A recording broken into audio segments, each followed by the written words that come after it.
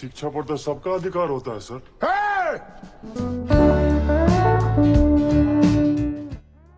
Assalamualaikum warahmatullahi wabarakatuh. Halo teman-teman, apa kabar? Kembali lagi dengan Potolo Movie. Kali ini saya akan menceritakan alur film yang berjudul Super 30 yang rilis pada tahun 2019. Film ini menceritakan tentang seorang guru jenius yang di masa mudanya tidak memiliki kesempatan untuk menempuh pendidikan yang ia inginkan karena lahir di keluarga tak mampu, membuatnya membangun kelas khusus untuk orang yang tidak mampu. Tanpa perlu berlama-lama lagi, kita lanjut pada ceritanya.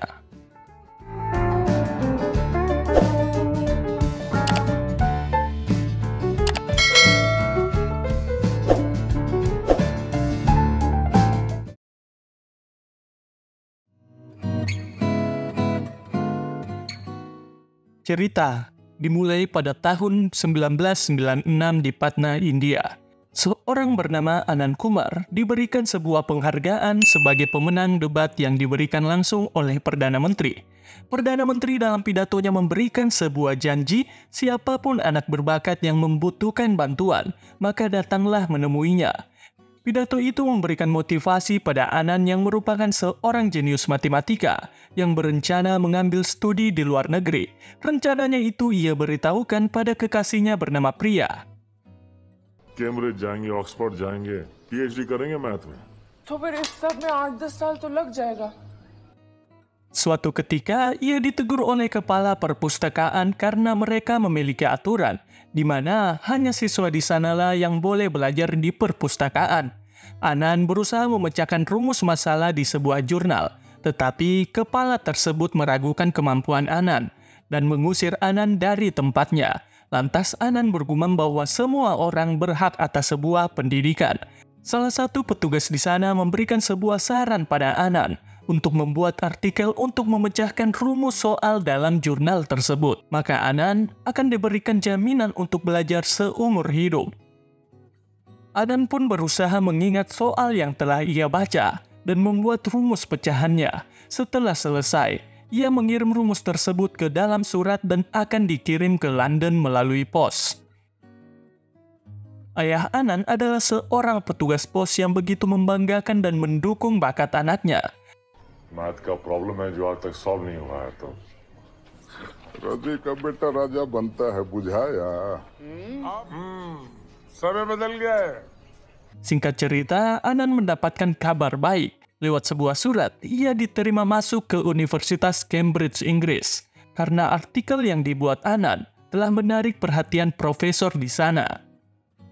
Anand membalas sakit hatinya pada seorang kepala perpustakaan yang telah mengusirnya dengan memperlihatkan jurnal yang baru saja terbit yang bertuliskan nama Anand sebagai pemecah soal tersebut dan memberikan hormatnya pada orang yang telah memberikannya ide membuat jurnal. Anand dan keluarganya mempersiapkan segalanya untuk keberangkatannya ke Inggris. Lalu Anand juga memberanikan diri untuk bertemu orang tua Priya. Keesokan harinya, Anand pergi ke kantor Kementerian Pendidikan untuk menagih janji Perdana Menteri yang pernah diucapkan. Bantuan yang diinginkan oleh Anand yakni berupa modal atau biaya untuk pergi ke Inggris. Sayangnya, Perdana Menteri itu telah lupa mengenai janjinya dan tidak mempedulikan permintaan Anand. बुलाए थे आप हमको मदद के लिए। पैसे के चक्कर में मत पड़ना तुम। इंग्लैंड कौन दूर है। Rasa kecewa begitu menusuk hati Anand. Ayah Anand menyuruh Anand untuk tidak khawatir karena keluarganya akan membawa dia ke Inggris. Segala usaha dilakukan oleh ayahnya, dari mengambil kasbon di kantornya hingga menjual perhiasan istrinya. Segala upaya telah dilakukan seorang ayah hingga tidak mempedulikan kesehatannya. Di tengah suara gemuruh air hujan, Anand dan adiknya membawa ayahnya menuju rumah sakit. Namun sayangnya sebelum sampai di rumah sakit, ayah Anand sudah tidak dapat diselamatkan. Kejadian itu membuat harapan Anand pupus untuk mengambil studi di Cambridge. Ia mengatakan pada Priya agar mencari pria lain yang dapat menjamin masa depannya untuk menikah. Anan kini menjalani hidupnya menjadi penjual kue keliling menggunakan sepeda peninggalan ayahnya. Saat lelah telah berkeliling, ia hampir ditabrak dengan sebuah mobil. Ia bertemu dengan Lalan Singh yang mengetahui wajah Anan seorang peraih medali emas kompetisi matematika di tahun 1997. Lalan sangat percaya dengan bakat Anan, berpendapat bahwa orang jenius seperti Anan tidak layak menjadi seorang penjual kue. Ia mengajak Anan ke rumahnya. Lalan menawari Anan mengajar di kelas pelatihan dari lembaga yang ia dirikan. Ia akan membayar Anan sesuai dengan ilmu yang ia ajarkan. Menurut Lalan, pendidikan adalah bisnis yang menguntungkan, apalagi dengan menjual nama orang jenius seperti Anan. Perlahan-lahan kehidupan Anan pun berubah, menjadi lebih baik dari hasil mengajari anak-anak orang kaya. Hubungannya dengan pria juga kini mulai bertahan. Karena mengenal uang, sikap Anan mulai kelihatan sombong. Bahkan saat bertemu orang yang tak mampu membayar uang les, ia enggan untuk menerima anak tersebut. पढ़ाई का शौक है। Singkat cerita, Anan bertemu dengan anak yang putus sekolah. Anak tersebut sedang belajar memecahkan soal matematika. Karena motor Anan tak dapat menyala, ia diantar oleh Kang Becak di tempat itu. Anan bertanya mengenai anak yang baru saja ia temui. Anak itu bernama Rade Mohan. Kang Becak berpendapat bahwa orang seperti Rade tidak akan menjadi orang sukses karena hanya bakatnya dalam bidang belajar. Karena anak tak mampu, tidak akan ada yang pernah mendukung bakatnya. Anak raja akan masih menjadi seorang raja. Dan tak ada yang dapat mematahkan tradisi itu. Dalam arti, anak orang tak mampu tidak akan pernah dapat bersaing melawan anak orang kaya. Kata-kata itu menjadi tamparan untuk Anan. भैया तुम्हारा कुछ नहीं होने वाला है कौन तोड़ेगा ये परंपरा Anan mengambil keputusan begitu besar dalam hidupnya. Dengan menyebar berbagai brosur yang berisi ia akan mengajar anak-anak tak mampu dengan biaya yang gratis. Ia mengambil semua tabungan serta menjual barang-barangnya untuk membeli tempat untuk ia mengajar. Bukan hanya itu, ia juga menanggung semua makanan, pakaian, serta buku belajar. Keputusan Anan untuk keluar dari bisnis Lalan mendapat tentangan dari kekasihnya pria, karena ayah pria tidak setuju jika anaknya berhubungan dengan laki-laki miskin dan akan menjodohkan pria. IAS अफसर का बात आ रहा है। Apa yang Anan lakukan membuat anak-anak miskin kini berani untuk bermimpi dan berusaha meraih impian mereka. Berbagai anak datang untuk mendaftar, namun Anan hanya memilih 30 orang yang berbakat. Karena dana yang ia kumpul tidak dapat menanggung semua orang yang mendaftar. Di awal kelasnya, Lalan datang untuk menawarkan Anan kembali mengajar di institut pendidikannya, dan kelas Anan akan diajar oleh guru pilihan Lalan. Namun sayangnya, Anan menolak. Lalan masih berusaha merayu Anan dengan imbalan gajinya akan dinaikkan. Lagi pula, guru seperti Anan harus mengajari anak-anak yang memiliki masa depan yang jelas. Sedangkan anak-anak di kelas Anan hanyalah kumpulan anak tak mampu yang tidak memiliki masa depan. Mendengar Lalan meremehkan anak kelasnya, Anan berkata akan membuktikan bahwa anak-anak seperti mereka juga bisa meraih yang mereka inginkan. Sebelum pulang, Lalan bergumam, mungkin di dalam kelas Anan 1 atau 2 orang bisa berhasil. Namun sisanya mereka akan kembali ke tempat asalnya menjadi orang miskin. अरे आप हमारा premium teacher है घर जाइए Lalan. Di malam hari, perkataan terakhir Lalan membuat anak kelas Anan patah semangat. Bahkan ada beberapa dari mereka mengemasi barang-barangnya untuk bersiap pulang. Anan pun memberikan dorongan pada mereka untuk tidak takut mencoba melompati lubang yang besar. Seseorang akan berhasil saat mereka mau melakukan apa yang mereka bisa. Sontak para anak-anak menyuarakan, mereka akan berusaha yang terbaik. Di lain sisi, Lalan mengalami kesulitan. Bisnisnya terhambat karena para orang tua menginginkan anak-anak mereka diajarkan oleh Anan. Dana yang mereka berikan akan mengajukan pengembalian. Lalan benar-benar marah pada Anan. Ia menginginkan Anan mengalami kesulitan. Lalu kita akan kembali pada Anan yang tengah mengajari anak-anak untuk mempersiapkan ujian mereka masuk di universitas teknik ternama di India.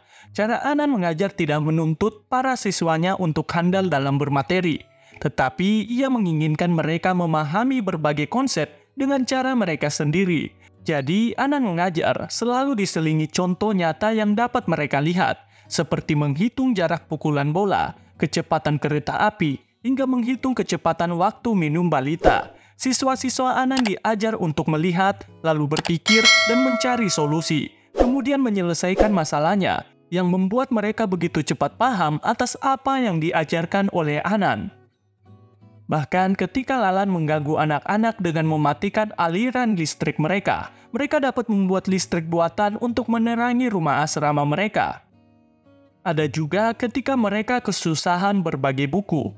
Mereka membuat sebuah infokus agar dapat belajar bersama dengan buku yang sama. Ada satu masa di mana Anan mulai kehabisan uang untuk membeli makanan anak siswanya. Ia terpaksa harus meminjam pada Lalan.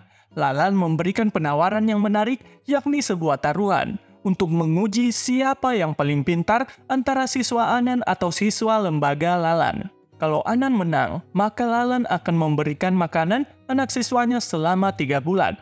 Sedangkan bila Lalan menang, maka Anan akan menutup kelasnya dan kembali mengajar di lembaga pendidikan Lalan. Kompetisi ini akan diawasi oleh lembaga terpercaya dan mereka membuat surat perjanjian. Centre बंद हो गया तो पैसा नहीं हमारे पास। और हम आपके इन्विजिलेटर हैं।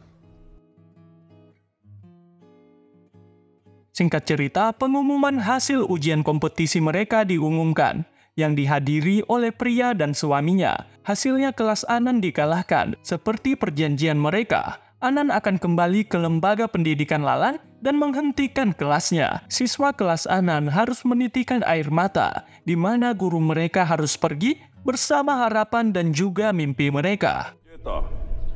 एक्सेलेंस के बच्चे हुए हैं। Lalu ada satu orang yang telah membuat rencana dengan pria tanpa sepengetahuan Anan. Orang itu ingin melihat surat perjanjian mereka, biar mereka semua tahu kalau kompetisi ini resmi. Setelah dicari, surat perjanjian itu hilang yang sebenarnya disembunyikan oleh pria. Akhirnya Anan tidak jadi mengajar di lembaga Lalan dan menutup kelasnya. Saat kembali ke kelas, Anan menanyakan pada siswanya apa yang membuat mereka kesusahan. Padahal ia sangat yakin bahwa mereka dapat menjawab soal itu dengan begitu mudah. Mereka ternyata begitu gugup duduk berdampingan dengan anak orang kaya, yang membuat pikiran mereka menjadi terhambat dalam menjawab soal. Apalagi saat mendengar anak orang kaya lancar berbahasa Inggris. Mental mereka goyah, dan anak bernama Fuga juga melarikan diri dengan membawa seluruh uang yang tersisa. Anan pun menyuruh anak siswanya untuk pergi ke acara voli dan melakukan penampilan teater menggunakan bahasa Inggris. Dengan bahasa terbata-bata, mereka berusaha menghibur penonton. Namun sayangnya, tak ada satupun yang senang dengan penampilan mereka. Penonton menjadi kacau. Kekacauan itu dimanfaatkan oleh anak-anak untuk menari dan bernyanyi menghibur para penonton. Ya, di waktu itu, ketakutan anak-anak menjadikannya kekuatan untuk lebih percaya diri dengan kemampuan mereka. Dan semua orang pun bersenang-senang di perayaan Holi tersebut. Ada satu kondisi di mana uang makan mereka masih belum dapat diselesaikan. Anan pun datang ke sebuah restoran untuk memperbaiki manajemen dalam keuangan mereka, yang dalam beberapa bulan mungkin akan bangkrut. Dan syarat yang diajukan oleh Anan adalah memberikan makan untuk anak siswanya. Pemilik restoran setuju, dan masalah makanan pun dapat teratasi. Lalan ditegur oleh Perdana Menteri Pendidikan karena bisnis lembaga mereka tidak berjalan dengan baik. Para media juga memberitakan Anan Kumar yang memberikan pendidikan secara gratis, yang membuat isu mereka diartikan secara negatif. Karena lembaga yang ada seolah menjara masyarakat, Perdana Menteri menginginkan anak siswa Anan tidak ada satupun yang mengikuti ujian masuk universitas. एक भी लड़का एग्जाम में शामिल नहीं होना चाहिए। समझ गया। Ragu memperingatkan pada Anan karena Anan telah diincar oleh beberapa orang untuk membuatnya celaka. Anan berpesan pada Ragu jika sesuatu yang buruk terjadi padanya. Ragu jangan menulis tentang kejadian sebenarnya karena hal itu akan membuat orang-orang yang bernasib sepertinya kehilangan keberanian untuk membawa perubahan. Adik Anan berusaha meminta perlindungan polisi untuk melindungi kakaknya, namun polisi tidak dapat membantunya karena beban kerjaan mereka juga begitu banyak. Di malam itu, ketika Anan mengendarai sepeda milik ayahnya, 2 orang datang menghampirinya di sebuah jalur kereta api. Secara tiba-tiba, salah satunya menembak Anan. Anan terjatuh, mereka berdua pun menyeret Anan ke rel kereta api. Jarak kereta api semakin dekat. Syukurnya ia selamat karena masih dapat melawan. Adiknya juga datang dengan membawa senapan mainan untuk mengancam 2 orang itu. Di tempat persembunyian Lalan bersama orang-orang yang berusaha membunuh Anan, Fuga yang sewaktu dulu lari dari kelas Anan, datang mengirim makanan dan mendengarkan rencana busuk Lalan. Ia berencana untuk membunuh Anan dan semua anak siswanya yang berada di rumah sakit. बच्चे आनंद सबको खत्म करो entrance exam से पहले सब खत्म Anan yang sekarat dibawa ke rumah sakit, namun penanganan dokter di sana begitu lambat. Ia masih saja menyuruh adik Anan untuk mengisi formulir.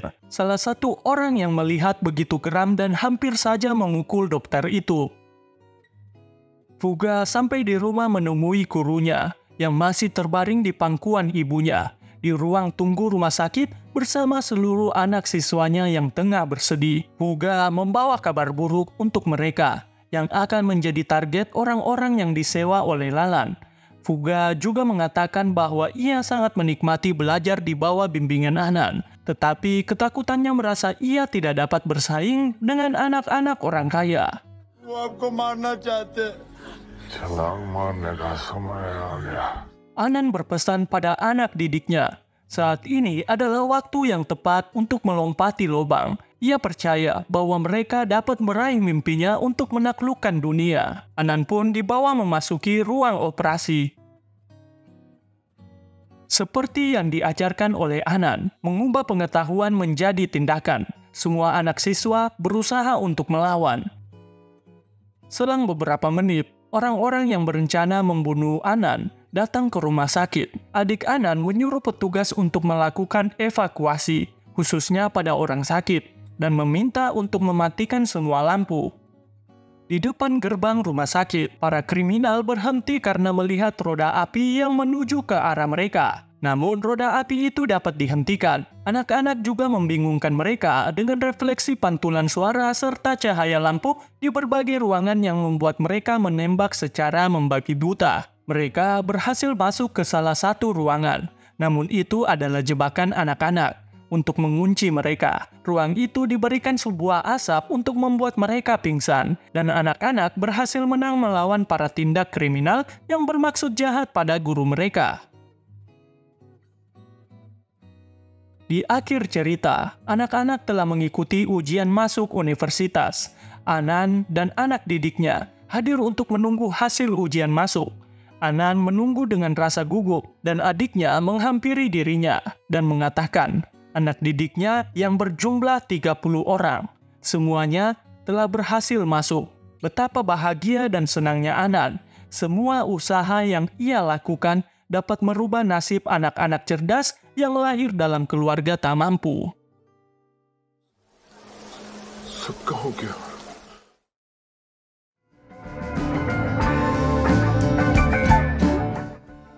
Selesai sudah ceritanya. Seperti kata Anand Kumar, semua orang berhak atas sebuah pendidikan. Seorang anak yang dibekali dengan ilmu pengetahuan akan mengubah hidup orang-orang di sekitarnya, termasuk keluarganya.